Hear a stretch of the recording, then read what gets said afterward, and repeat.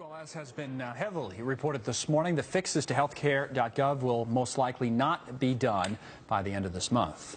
But what may just be as big of a question as whether it is right and just for the government to determine the level of health insurance that you carry. He's making those noises. Well, because she intentionally said right and just. That's exactly right. My blood pressure would go up. Judge Andrew Napolitano. I did not read the prompter as it was written. I said right and just. Your Honor? And legal. Pleasure to be with both of you. The decision about whether it's right and just has been resolved long before today. Yeah. The Congress decided, from Congress's point of view, it was right and just to decide what a standard insurance policy would be, and the Supreme Court put its imprimatur on that when it decided the means used to coerce people into these policies is a tax. Therefore, the entire statute is unconstitutional. In my view, both those arguments are flawed, but that's the law of the land. So when the president says, if they're making you get rid of your policy, it's because it's substandard. Yes. That substandard policy is the policy that the president also said, if you have it and you like it, you can keep it.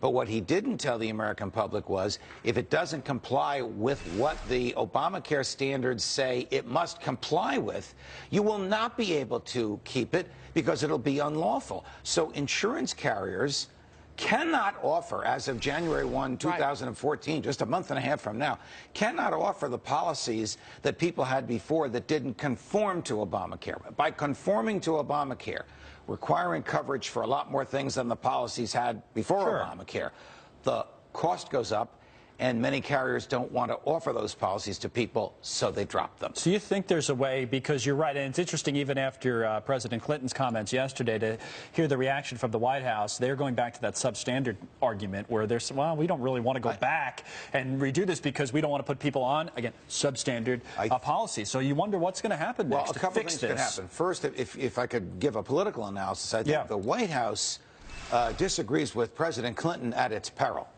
I mean, President Clinton has captured, as he uniquely has been doing for 30 years, the public sentiment on this. And the public sentiment is, hey, we had a deal with you, President Obama, and the deal was if we liked our doctor and we liked our policy, we could keep our doctor and keep our policy. You didn't tell us we could keep the same policy only if we conformed it to what you say we have to have. Right.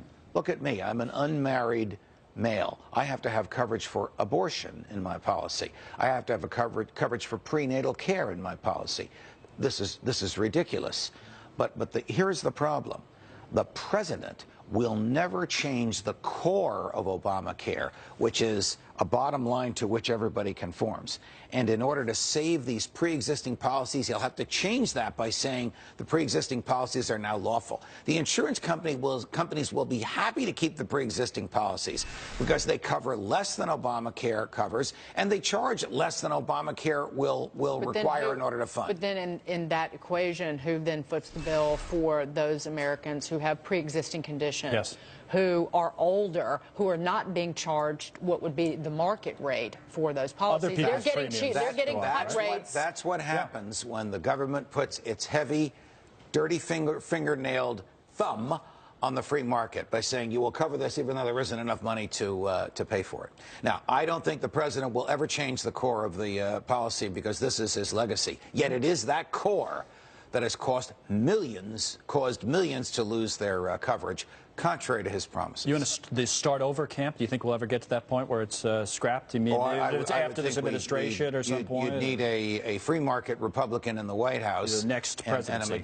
And a majority of free market folks, don't necessarily be Republicans, in the Congress. But think of it this way. Bill Clinton has tapped a wellspring of opposition to this among Democrats. Yeah. I mean, last week, 15 Democrats from the Senate they're all running for re-election next year, tried to meet with the president in secret. Ed Henry found out about it. This week, Bill Clinton is criticizing the president in public. This thing's going down. Maybe helped out his wife a little bit, too, by the way. It goes back to what separates his wife from this legacy. But it goes back to what we talked about until we were blue in the face when they were passing this law.